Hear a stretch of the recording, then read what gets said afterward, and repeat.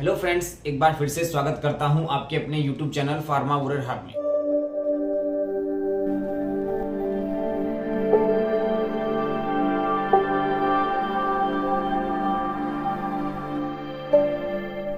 तो फ्रेंड्स, आज की इस वीडियो में हम बात करने वाले हैं क्लिनिकल ट्रायल के बारे में। बात करने वाले हैं कि क्लिनिकल ट्रायल क्या होता है, क्लिनिकल ट्रायल क्यों होता है, इसके क्या बेनिफिट हो सकते हैं, इसके लिए क्या है, उसके लिए क्या बेनिफिट होते हैं या इसके क्या डिसएडवांटेजेस है, वो सभी बात करेंगे इस वीडियो में।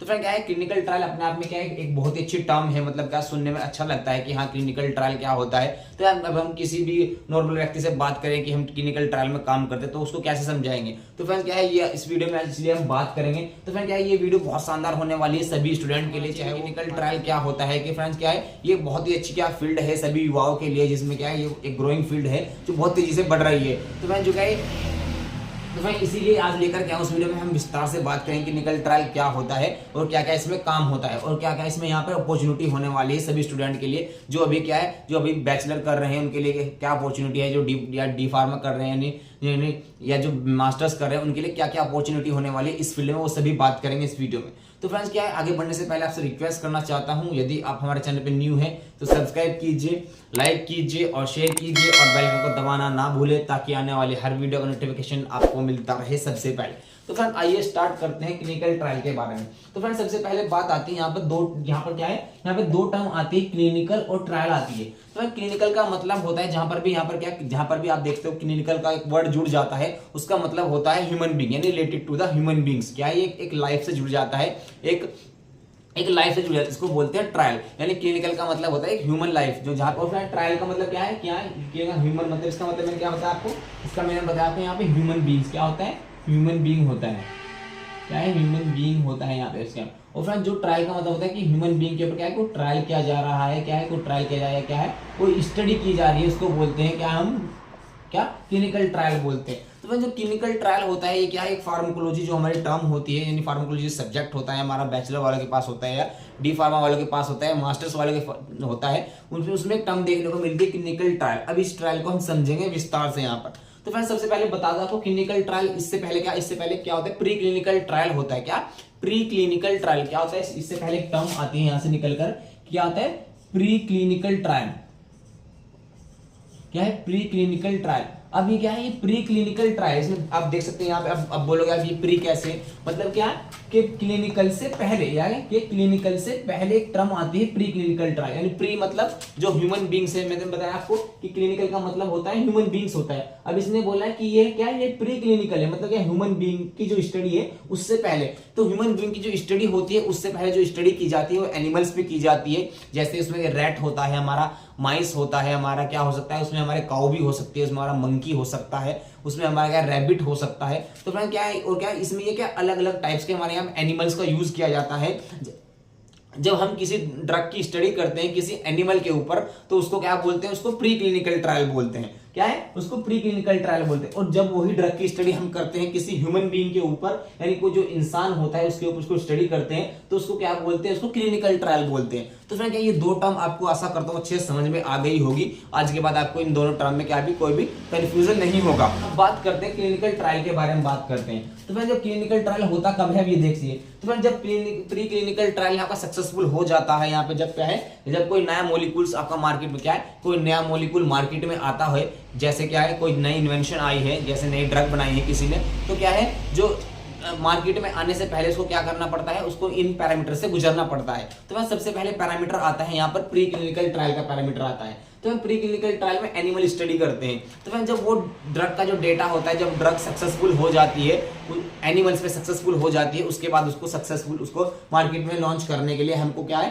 क्योंकि वो ड्रग ह्यूमन बीइंग के लिए बनाई गई है, तो हम जब क्या है, जब एनिमल पे तो सही है, क्योंकि भाई एकदम से उसको क्या आदमी पे तो टेस्ट कर नहीं सकते कि भाई उसके साइड इफेक्ट भी हो सकते हैं, कुछ उसके डिसएडवांटेजेस भी हो सकते हैं। तो फिर क्या है, इसलिए उसको क्या है पहले एनिमल्स पे टेस्ट करते हैं उसको, जिसको प्री क्लिनिकल ट्रायल बोलते हैं। उसके बाद बात आती है जब प्री क्लिनिकल ट्रायल सक्सेसफुल हो जाता है, उसके बाद उसकी रिपोर्ट सबमिट करने के बाद आपको परमिशन मिलती है फॉर क्लिनिकल ट्रायल, यानी ह्यूमन के ऊपर ट्रायल करने की परमिशन मिलती है। तो फ्रेंड, जो ह्यूमन के ऊपर परमिशन करने की ट्रायल होती है उसमें क्या है, इसमें जो क्लिनिकल ट्रायल होता है इसमें अलग अलग फेज होते हैं। जैसे क्या होता है इसमें सबसे पहले इसमें फेज 1 होता है, क्या होता है फेज 1 होता है, फिर इसमें क्या होता है, इसमें फेज 2 होता है, फिर इसमें क्या होता है, इसमें फेज 3 होता है, और क्या इसमें फेज 4 होता है, थर्ड होता है, और क्या होता है, और एट द एंड इसमें क्या होता है, फेज 4 होता है, जिसको फाइनल फेज बोलते हैं यहाँ पर। तो फिर क्या ये 4 फेज होते हैं हमारे किसमें, क्लिनिकल ट्रायल में 4 फेज होते हैं। तो फिर ये बात करते हैं, सबसे पहले फेज 1 की बात करते हैं। तो फिर जो हमारा फेज 1 होता है क्या होता है, ये क्या, ये प्री क्लिनिकल के बाद पहला फेज होता है क्लिनिकल ट्रायल में। तो फिर इस फेज में क्या देखते हैं, इस फेज में देखते हैं सेफ्टी, क्या है यहाँ पर सेफ्टी चेक करते हैं। अगर कोई ड्रग है तो उसमें क्या है, उसकी ड्रग की सेफ्टी देखें कि ये कितनी सेफ है हमारे लिए, ह्यूमन बीइंग के लिए कितनी सेफ है, तो इसमें सेफ्टी चेक करते हैं। तो भाई इसमें नंबर ऑफ जो पॉपुलेशन यूज की जाती है ह्यूमन बीइंग की वो कितनी होती है, वो 20 to 80, पता है क्या, कि लगभग 20 से लेकर 80 आदमी तक उसमें इन्वॉल्व होते हैं उस स्टडी में, जिसके ऊपर देखते हैं कि वो उन पेशेंट के लिए कितनी सेफ है।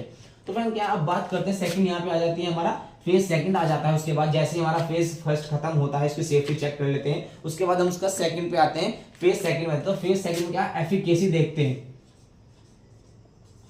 क्या देखते हैं यहाँ पर, एफिकेसी देखते हैं फ्रेंड्स। तो फ्रेंड्स इसमें जब एफिकेसी चेक करते हैं, यहाँ पर जब सेफ्टी चेक हो गई फिर एफिकेसी चेक हो गई, तो यहाँ पर कितने नंबर ऑफ पेशेंट जो होते हैं, यहाँ पर कितने होते हैं, 100 से लेके 300 तक यहाँ पर हमारे पेशेंट हो सकते हैं, किसमें, सेकंड फेज में। किसमें, जो एफिकेसी होता है इसमें क्या, सेकंड फेज में एफिकेसी चेक करते हैं, तो उसमें कितने हो सकते हैं, उसमें 100 to 300 क्या है यहाँ पर जो इन्वॉल्व होते हैं, जो पेशेंट इन्वॉल्व होते हैं वो हो सकते हैं इसमें।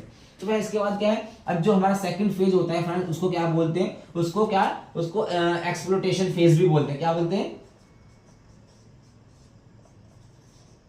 क्या बोलते हैं, इसको एक्सप्लोइटेशन फेज भी बोला जाता है। तो फ्रेंड क्या है, यहाँ से आपको एक नंबर में क्वेश्चन देखने को मिलता है, आप किसी कॉम्पिटिटिव एग्जाम में जाते हो तो पूछ लेता है कि फेज सेकंड को क्या बोलते हैं। तो फ्रेंड फेज सेकंड को एक्सप्लोइटेशन फेज भी बोलते हैं।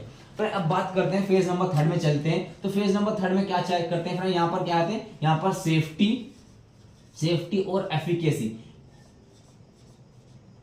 क्या है, सेफ्टी और एफिकेसी दोनों चेक की जाती है। यहाँ पर जो फेज थर्ड होता है हमारा क्या होता है, उसमें सेफ्टी और एफिकेसी दोनों को कंबाइनली चेक करते हैं। और यहाँ पे चेक करते हैं थेरेप्यूटिकल रेंज क्या है, मतलब क्या है, कितनी थेरेप्यूटिकल रेंज होगी, थेरेप्यूटिकल रेंज का मतलब कितनी डोज क्या है यहाँ पर सफिशिएंट होगी। थर्ड होता है इसमें हम सेफ्टी और एफिकेसी चेक करते हैं, और साथ साथ उसमें हम थेरेप्यूटिकल रेंज क्या होगी, यानी कितनी डोज, कितनी इफेक्टिव डोज होगी, कितनी कंसंट्रेशन डोज की यहाँ पर हमारी इफेक्टिव है, कितने इतने नंबर ऑफ पेशेंट पर। अब सेकंड बात करते तो फ्रेंड जो फेज थर्ड होता है उसको क्या बोलते हैं, उसको थेरेप्यूटिकल कंफर्मेशन भी बोलते हैं। क्या होते हैं, थेरेप्यूटिकल कंफर्मेशन फेज भी बोलते हैं। क्या है, थेरेप्यूटिकल कंफर्मेशन। तो फ्रेंड यहाँ से 2 क्वेश्चन देखने को मिलते हैं आपको, एक नंबर में ये मिलता है कि फेज थर्ड को क्या बोलते हैं या फेज सेकंड को क्या बोलते हैं। तो फ्रेंड फेज थर्ड को क्या बोलते हैं, फेज थर्ड को थेरेप्यूटिकल कंफर्मेशन बोलते हैं, और फेज सेकंड को एक्सप्लोइटेशन फेज बोलते हैं। तो फ्रेंड अब बात, जब ये तीनों फेज क्या हो जाते हैं, ये कंप्लीट हो जाते हैं, इसके बाद क्या है, उनको परमिशन मिलती है फ्रॉम यहाँ पर कि ड्रग को आगे क्या प्रोसीड किया जाए। तो फिर आगे प्रोसीड करने के लिए मार्केट में जाती है। अब ड्रग क्या है, अब ड्रग मार्केट में लॉन्च हो चुकी होती है, इसके बाद परमिशन मिल चुकी होती है, ANDA के हिसाब से उसको परमिशन मिल चुकी होती है। अब वो ड्रग कहाँ है, वो मार्केट में जाएगी, जिसको क्या बोलते हैं, जिसको पोस्ट मार्केटिंग सर्विलेंस बोलते हैं। क्या बोलते हैं, पोस्ट मार्केटिंग सर्विलेंस। क्या बोलते हैं, पोस्ट मार्केटिंग सर्विलेंस।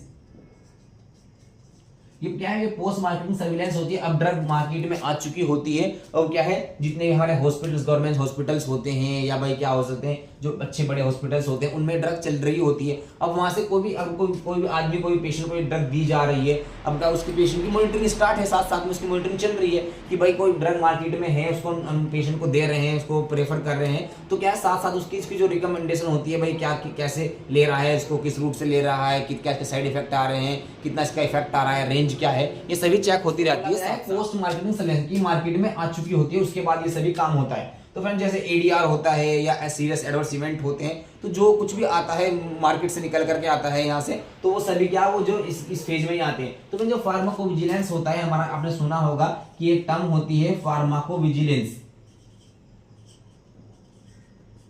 क्या होता है, जो फार्माकोविजिलेंस होता है। तो फ्रेंड फार्माकोविजिलेंस क्या है, जो हमारा होता है वो इसी फेज में काम करता है, यानी फेज 4 में ही काम करते हैं। जो फार्माकोविजिलेंस वाले होते हैं वो फेज 4 में ही काम करते हैं। उनका काम होता है कि जो ड्रग मार्केट में आई है, लॉन्च हुई है, उससे क्या साइड इफेक्ट आ रहे हैं, क्या एडवर्स इफेक्ट आ रहे हैं, कुछ इफेक्ट तो नहीं आए, क्या इसके डिसएडवांटेजेस हो रहे हैं, ये सभी जो रिपोर्ट करता है वो रिपोर्टिंग करता है, फार्माकोविजिलेंस वाले रिपोर्टिंग करते हैं। तो फ्रेंड क्या है, ये फेज की बात की हमने। तो फ्रेंड्स क्या है, अब इसके फेज के बाद क्या होता है, इसमें एक टर्म और आती है यहाँ पर। अब यहाँ पे आता है कि IND यानी इन्वेस्टिगेशनल न्यू ड्रग, जो न्यू ड्रग होती है उसकी एप्लीकेशन कब होती है, और जो NDA होता है यानी न्यू ड्रग एप्लीकेशंस जो बनती है, एब्रीवेटेड न्यू ड्रग एप्लीकेशंस बनती है, उसकी एप्लीकेशन कौन से फेज में होती है। तो फ्रेंड ये जो बात है वो हम करेंगे नेक्स्ट वीडियो में, बात करेंगे उसकी, क्योंकि ये वीडियो बहुत ज्यादा लॉन्ग हो जाएगा। तो इसलिए हम क्या इसको यहीं पर रोकते हैं, इतना ही इसकी समझते हैं यहाँ पर। और फिर नेक्स्ट वीडियो में हम बात करेंगे कि एप्लीकेशन कौन से एप्लीकेशन कहाँ किस फेज पे किए जाते हैं, वो सभी बात करेंगे नेक्स्ट वीडियो में। तो फ्रेंड आशा करता हूँ ये वीडियो आपको पसंद आई होगी, अच्छी लगी होगी। If you have any doubt you can comment, आपके कमेंट का जल्द से जवाब दिया जाएगा। तो फ्रेंड्स क्या है, you can take a screenshot. तो फ्रेंड और and you should share with your friends, आपके फ्रेंड के साथ शेयर करना चाहिए, क्योंकि शेयरिंग इज केयरिंग होता है। तो फ्रेंड्स क्या है, आज जानकारी अच्छी है, आपको पता ही होना चाहिए। अगर आप फार्मा फील्ड से जुड़े हैं तो ये टर्म आपको पता ही होनी चाहिए। तो फ्रेंड्स क्या है, मिलते हैं नेक्स्ट वीडियो में, तब तक कि आप मस्त रहिए, स्वस्थ रहिए, मुस्कुराते रहिए। Thank you friends and keep supporting.